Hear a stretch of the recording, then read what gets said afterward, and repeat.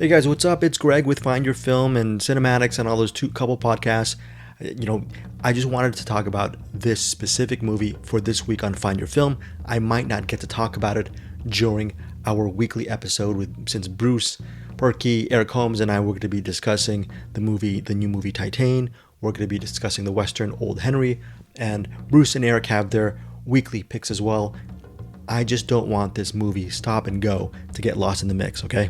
It's an indie road comedy, starring and written by Whitney Call and Mallory Everton. They're childhood friends. They're both very, very funny. They have a ton of chemistry vis-a-vis, obviously because they are childhood friends.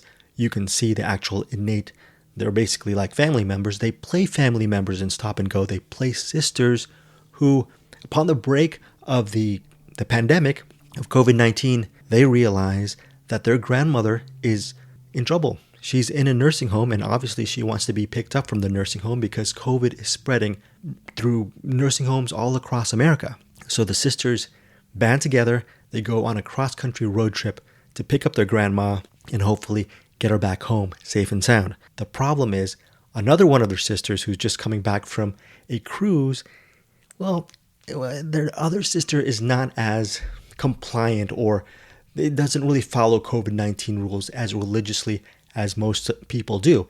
Their other sister does not really believe in masks. I mean, that sister is actually, she went on that cruise with her family while COVID's happening. So people have been, I'm just laughing, just recalling some of those sequences when you get to see the sister partying it up with her family up on the cruise. Okay, so Stop and Go, what makes it a very unique comedy for me is, the thing with comedies is there's usually a setup and then there's the actual execution of the joke. Stop and Go, running at 80 minutes, all of the jokes are thrown away. Meaning every single line that these young ladies, these young women speak, that Whitney Call and Mallory Everton speak, they're pretty much hilarious. It's like machine gun type dialogue that, I'm thinking maybe if you're thinking of Rosalind Russell and Cary Grant and His Girl Friday, think of that kind of speed, that kind of wackiness, and that kind of eccentric flair. It reminded me a little bit of just their take on Wes Anderson's first film, Bottle Rocket, because it's sort of a freewheeling type of comedy that is really rooted in characterizations. And these characters are sisters. I mean, it says here, like right now, it says their names are sisters Blake and Jamie.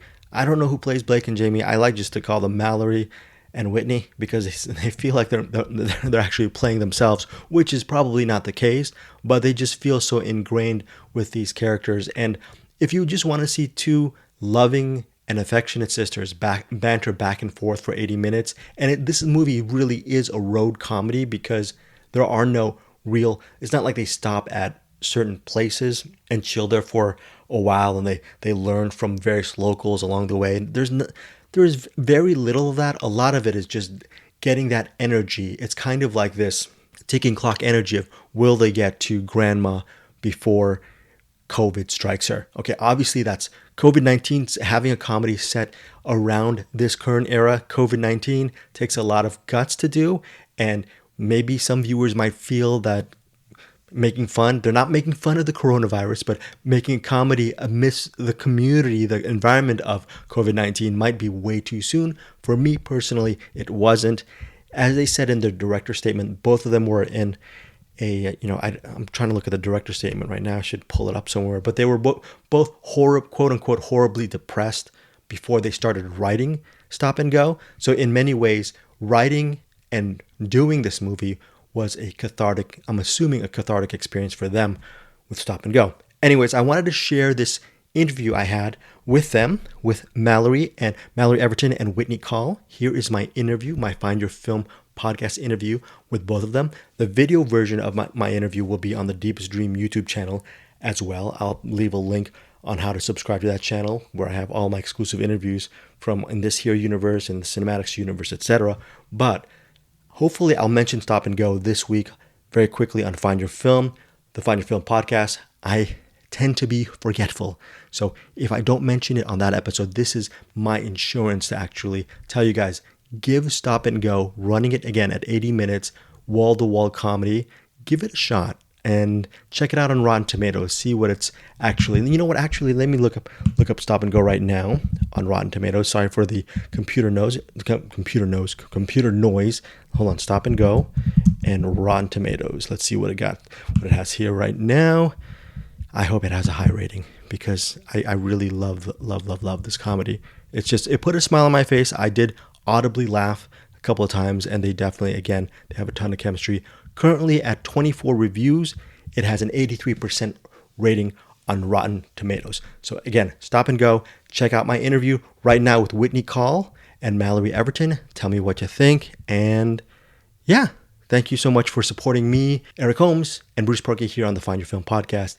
Yes, our goal is to just find gems of movies and hopefully share them with you guys, and hopefully some of you will see them. And this is, for me personally, a movie that I really enjoyed. It's just a funny movie, and I wish I could write like them. It's just, yeah, I sound like a used car salesman, and I sound like I'm overselling this movie, but I'm not. It really, even with its subject matter, it really made me smile. So yeah, Stop and Go. Check out the interview. They're both very nice people. Take care, guys, and again, thanks for the support. Bye.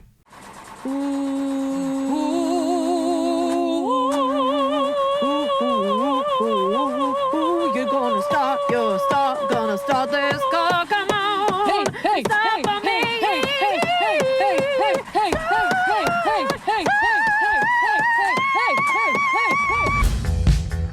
Hello, is this Willowbrook Senior Care? Is this the police? Are you coming? Our grandmother is a resident at your facility and... Maybe not anymore. Can we speak to whoever's in charge? COVID-19 is in charge now.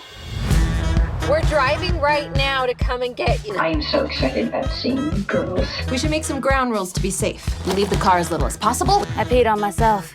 They only stop for gas. I'm just trying not to think about how many people have touched that pump. Also, don't think about that guy over there. Ooh! Here, look.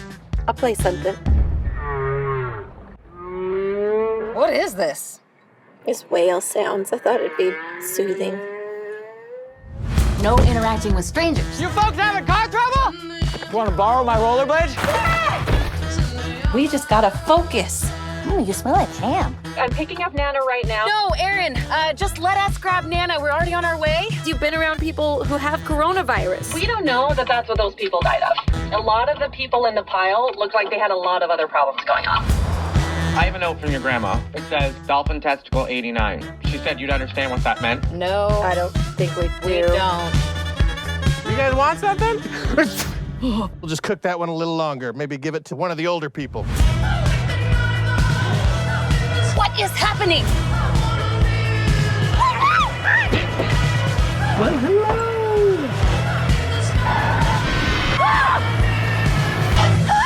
Did you spit in your mouth? You can't drink it. I have no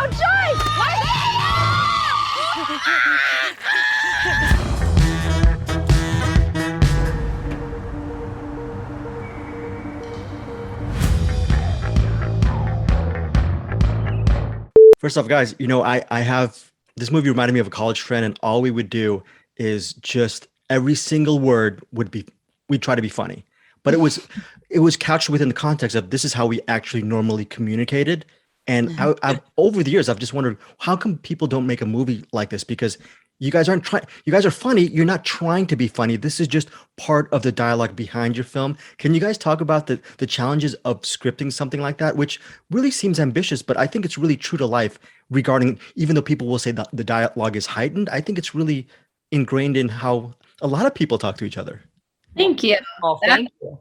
Yeah. I mean, that was, I think, honestly, the way we could write the script the most efficiently. We were kind of on a time crunch in this. I mean, not initially. We started writing this as a way to deal with 2020 and all of the hard things that happened. But once we kind of got an outline for ourselves, we realized that the COVID backdrop would be part of it. And so we thought, okay, like this is writing itself kind of, let's see if we can get this out as soon as possible, because who knows when we're going to be tired of watching COVID content.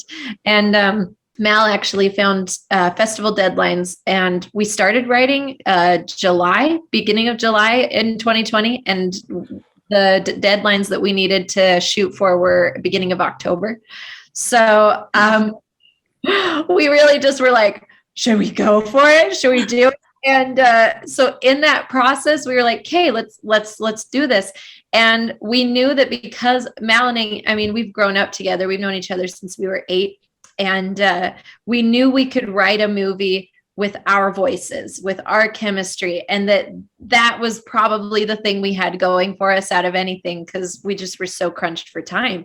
So honestly, I think that script kind of came about out of just the necessity of writing quickly and writing efficiently with the voices that we had. So I'm really glad it resonated with you, because we hoped it would be relatable. We actually consciously made the choice to keep a lot of our laughter in the movie. I know it was a note sometimes that we got, like, hey, like, people don't actually laugh at their own jokes in movies. And we were like, yeah, but we laugh at our own jokes.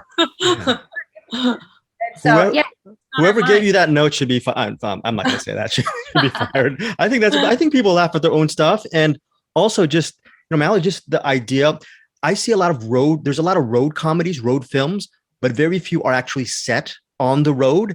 When you're doing an indie film, what's the challenge of your shot list? You're actually literally out in the elements. There's no motel or backdrop that you can just rely on. You're just relying on the dialogue, the chemistry, and the road before you. That just seems so hard to me. It was. There were many hard things about it. And there were definitely moments where I asked myself, is this even a movie? Like, so many times, because there were it was like, it's just us in a car the whole time. Is this going to sustain any kind of interest, And it was freaky for sure. And then also just the challenge of finding the roads to drive on, and especially because we were making it so quickly, that mapping all of that out, and we'd never done this before. So Steven and I, he co-directed with me, we would drive out and try to find roads the night before, after a full day of filming. Like, is this road going to work okay? Will it kind of read like where we're supposed to be? Because we shot it all in Utah, but it was supposed to be from Albuquerque to Eastern Washington. And it was so stressful the whole time. I mean, there were so many different moments where I just thought, okay, well, that's it. Like, it's just not gonna work. We're just gonna keep shooting it, but I guess this is broken. And I think I would have a lot less anxiety doing it again. If I needed to do a road trip film now, I would know a lot more about it. But because it was our first film, our first road trip, anything, it was so hard the whole time. There's going to be a segment of cinephiles who will say, no, this is too soon. We can't make a movie that makes fun of, that's not making fun of COVID. COVID is part of the humor, but right. I think a larger sense of people will want to find catharsis in comedy. And I think the bravery behind comedy is it really explores and goes into those dark places and finds some kind of light out of it. Was that one of the reasons why COVID was going to be a big part of what you guys wanted to do with the script? Yeah, absolutely. I mean, we were suffocating, along with the rest of the country at this point. And so I think we were gravitating towards just something that would, just take that pressure off of us and really find some light, like you said. And so that was our hope, our, biggest desire was that would be the experience. Yeah.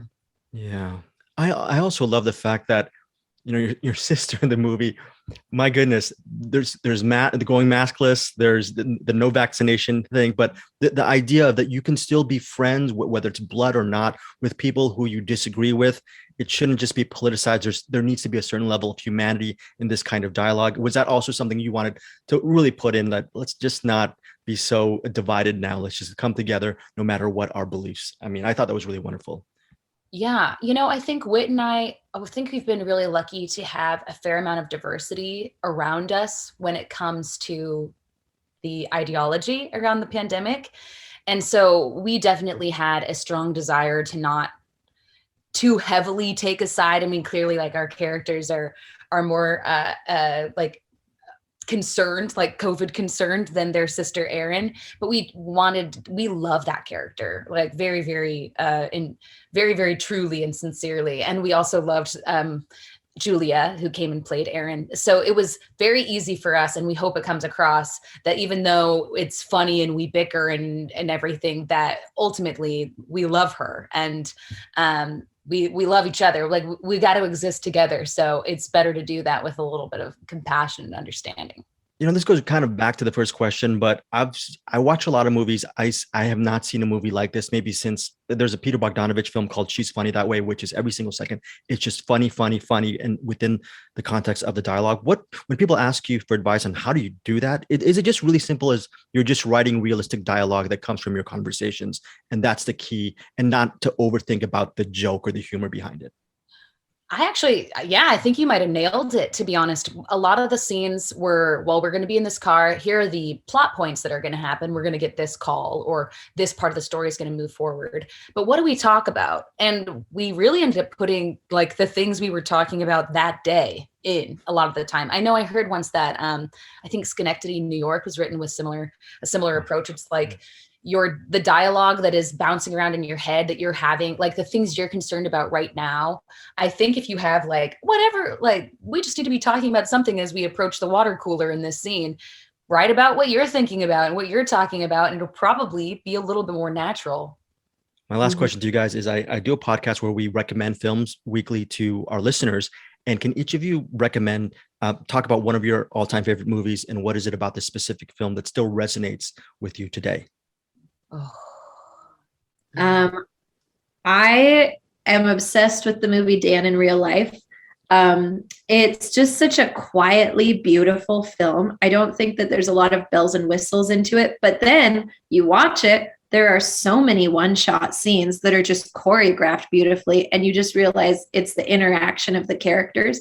I think everyone behind that film really trusted the actors and the writing so well. And so it comes out as this just very quiet story that just kind of sits in your bones and makes you feel like life is doable. I think that's the kind of tone I want to go for eventually, that like delves into sad things in people's lives, but leaves you with a feeling that like, you can do it. We can get through it. Right. You know, I have older films that I am obsessed with that have really affected me, but I was so affected by Promising Young Woman, Emerald Fennell's movie that came out at Sundance, I think, of 2020. I have to say, like, I think for me, I love high genre stuff. Like, I love horror comedy and things where you get to play with like very intense plot, but also a lot of fun and humor and stuff too. And she just made so many genius choices in that movie, like to cast all men who were funny, who were all like, come and feel safe with me and make me laugh, and they would make you laugh, and then you would feel so betrayed by them. I mean, and it was just such a deeply female story that could only be told by a woman who was processing a great amount of trauma and grief all the time. And I just thought it was incredible, and I loved that I was laughing during it, but that I also was like, lit up and charged from inside the whole time I watched it. I will be referencing that movie forever. Amazing. Uncompromising ending as well. It doesn't Yes, pander. Absolutely. Absolutely. It's the only way it could end, you know? Yeah, and lastly, Dan in Real Life, absolutely one of the more underrated films from the last decade or so. So beautiful. Love your film. Thank you guys so much for your time. Thank you so much. Nice to meet you, Greg.